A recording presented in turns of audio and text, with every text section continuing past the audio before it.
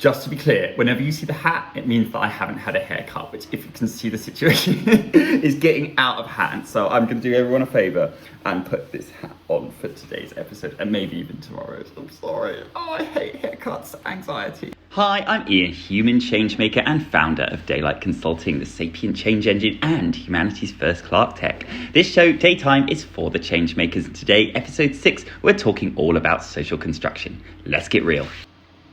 Any unitary system, if it wants to survive, must evolve a binary nature of regulation. That being the founding principles of simulation and simulacra by Jean Baudrillard, a recent French postmodernist philosopher, whose teachings really birthed The Matrix, one of my favourite films, which I mentioned a few times, and a blockbuster by any measure. With so many parallels to what we see in the world, a constant question amongst humanity is, do we live in a simulated universe? Which is a very tied really into what I wanted to talk about on this episode, social construction. Social construction is when we create illusions that appear simulated in order to ease the cognitive load upon our brains in making decisions. You see, our brains, particularly our brainstem, which is anatomically just here at the top of your spinal cord, is where all automated decisions are processed. Now, automation, as anyone who's studied computer science or programming will know, requires binary regulation because it's the only way that we can make subconscious decisions. The only place you can make non-binary decisions is here in the prefrontal cortex, right at the top of your brain, the prefrontal lobe, where your sapience is nested. So, and actually scientists have known for a long time that decisions are rooted between the two subconsciously. So you can't actually choose, I'm going to process this decision using sapience, or I'm going to process this decision automatically. Your brain does that for you in a concept which I've termed the worthiness test, which we'll cover later. But for now, let's stick within the realms of known science before we go into discoveries, which is what this series is all about. This is one of the last foundational modules that you need to understand in order for us to really start to get into the new science and sapience that I want to walk you through. But it's fundamental that you understand these basic principles. Now, if you look around the world, or if you go onto any normal leadership training course, you will have been taught all about influence and authority and power and control. This idea that there are two types of people. There are people who and the subtlety, by the way, is slight between those two systems. But hear me out. Control and power is illegitimate, and authority and influence is considered legitimate, right? If you have authority, you understand your subject matter, and you are authentic in that regard, and you're well versed, and you can be able to back up your opinion using facts, and therefore you become influential, because people trust what you're saying, and which is kind of, I guess, what I'm going for here. And then the alternative is power and control, where you wield illegitimate power over people by exerting control. You demand that they respect you. You scare them into respecting you. You don't really know anything about Mexicans being a threat to America or something, or how to build a wall. You just want it done because you want people to be scared of Mexicans, for example. So there are these two systems. And good leadership, or true leadership, has always been parked in the former camp. So if you are influence and authority, then you're a good leader. And if you go through power and control, you're a bad leader. Unfortunately, that doesn't play out in what we see in the world. We actually see that people who exert power and control are far more successful in securing leadership roles and high-paid jobs than people who go down the really harder route of actually learning their craft and being credible and authentic and believable. People appear to value the power and control system more, which is very strange, until you understand social construction. So I wanted to take some time to go through that today. Now, this leadership paradigm, I don't like it. It's one of the rare places where I disagree with Martin Luther King, who said that a good leader is not a searcher for consensus, but a molder of consensus. So he's very much in the influence and authority camp, same as me. But I believe that the definition of good leadership is far more specific than that. I do not like binaries, because the world is non-binary. So I do not understand this concept that you've either got power and control or influence and authority. Most people will be on a spectrum. In fact, everyone will be on a spectrum because humanity is a spectral identity, and that between the two. So we need a better explanation for what's going on than the current leadership paradigm can give us. The best one I've seen is from Jean Baudrillard. And for a long while, I did believe we were in a simulation. For example, the speed of light exists as a higher limit, a high processing limit of this information, a bit like a hardware. It takes 8 minutes for light to reach us on Earth from the sun. Sounds like a buffering speed.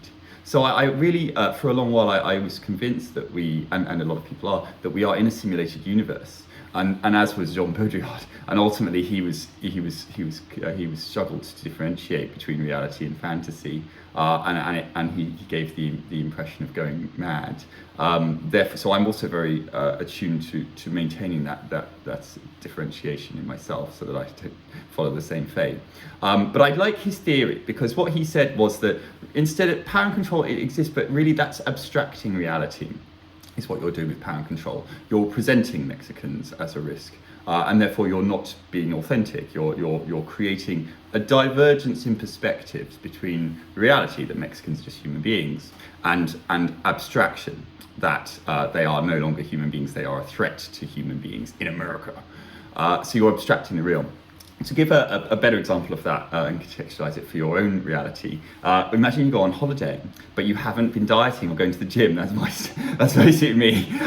So you need, but you want everyone to think, wow, Ian looks great today. Like, well, so washboard abs. So maybe I'll fish out a photo from a few years ago when I did have washboard abs. I've never had washboard abs. And then I'll post that instead, and then I'll make it appear like that's how I look now, or maybe if I lie on a CV in order to get a job, or I tell my partner that I'm not cheating on them when I am, then those things are all small abstractions of reality that individually they don't seem like much to us, but collectively, if you multiply that across humanity, and you understand that every small abstraction creates minute differences in the way we perceive each other in the world, and then you multiply it up to all of the different abstractions everyone is using, then you begin to see how we are able to, through this process of binary adjustment, we are actually able to create the illusion of a new reality. We're actually able to change people's perspectives, to start to believe that black people aren't as good as white people, that women belong in the kitchen. For example, a throwaway comment, probably from thousands of years, that has nevertheless, by someone, by the way, who was seeking power and control, so they knowingly lied, in order to reduce the influence of women on their vote. Probably. And that's something that has stuck long after that person who was seeking power and control is dead and gone. The consequences of social construction are real, lasting, and almost eternal. It is very hard to deconstruct changes in human perceptions once someone has created that, convincingly created that perception using power and control. And if we look around the world to some examples of this, you see it playing out even down to the colour. Now, in The Matrix, famous scene, which again I love, incredible Wachowski genius here for the Wachowski sisters. Morpheus takes 2 pills. Do you take the red pill or the blue pill? Make a choice. The red pill, you go back to your life and you'll never know about reality. The blue pill, you take it, you will discover reality. Ignorance is bliss, knowledge is power. Again, a binary. There is no choice. Neo is already there in front of Morpheus. If he didn't want to take the red pill, then he would have, I think I got this wrong. If he didn't want to take the red pill and discover reality, he wouldn't have been there in the first place. The choice was an illusion, and Morpheus already knew which pill he was going to take, and probably so did Neo. You see, the conscious decision had already been taken by Neo embarking upon the journey when he followed Morpheus from his apartment that day. There was no going back. Most binary choices are an illusion. Do you vote Labour or Conservative? Republican or Democrat? Do you drink Coke or Pepsi? Are you masculine or feminine? Are you gay or straight? You look around you at the world, even down to the colours. It is red and blue. The illusion of binary is all around us. And that is, I find, incredibly interesting and disturbing, because wherever I see red and blue, I see a lack of authenticity, because I see them as black and white. So if I was, even Barack Obama, let's take Barack Obama, the first black president in US history, amazing. Yet he insisted on this binary, blue tie, and Donald Trump next to him, red tie. Why, Barack Obama, would you do that? Why would you have conformed to such a stereotype when you yourself are the epitome of breaking stereotypes in order to do what is clearly needed and cross that bipartisan line and appeal to Republican voters, as indeed was his platform, which obviously didn't work, given that his antithesis Donald Trump was elected for the following cycle, therefore neutralising any change that improvement brought along. You can see how his mistakes, unfortunately. If I was Barack Obama, I would have worn a yellow tie or a brown tie. You know, the amalgamation of blue and red. What a powerful message that would have been to both sides of the electorate. Simple things like that is how you can bring humans together. And that makes me believe that Barack Obama, unfortunately, wasn't as entirely authentic as I wish he was, and so many people believe him to be. Looking around, I'll give you some examples of social construction. Some very fringe, so you have fringe social construction, fringe ideas that haven't yet really kicked in, but they're doing the rounds. Things like flat earth hypothesis, things like Santa, which if anyone's aware, I'll apologize, Santa's not real. It's not real. What else have we got here? The building number 7, the World Trade Center conspiracy in general is very fringe, but still, has fairly wide suspicions amongst the general population. And then you get into some of the more ubiquitous ones, like Asian people make bad drivers, old people are grumpy, young people are lazy, ginger people are ugly, white people are better looking than black people, women belong in the kitchen, I've already mentioned that, boys don't cry, men shouldn't wear women's clothes. And then you get into the really, really ubiquitous ones. I'm talking the ones which everyone believes, like money, for example. Money is an external store of wealth, a store of value, a medium of exchange, and a measure of intrinsic value as well. It's used to put a value of anything from on a pen to a human life. You can use money to do. That was what money was intended for when it was created 5,000 years ago. But today it's so much more than that. You can be fined money for misdemeanors. People invest their entire life savings into Bitcoin, and money has become something that people will kill for. And that's interesting because it was never intended to be a commodity. If you read what it says on a £10 note, it says, "I promise to pay the bearer the sum of £10. It isn't £10 at all. It is a piece of paper.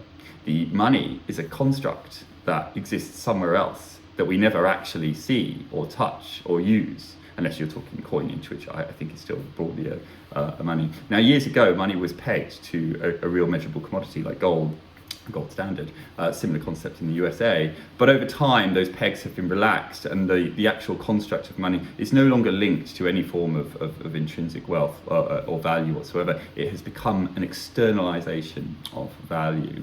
If we look at time, ask any scientist, particularly astrophysicists, and we'll tell you that time is really, it doesn't exist. It is all relative. Time is a product of gravity and relativistic theory. And actually, once you move beyond perceiving time and you just see it as just another equation, same as speed or distance or anything like that, your whole perspective of reality changes, which is sort of where I'm at.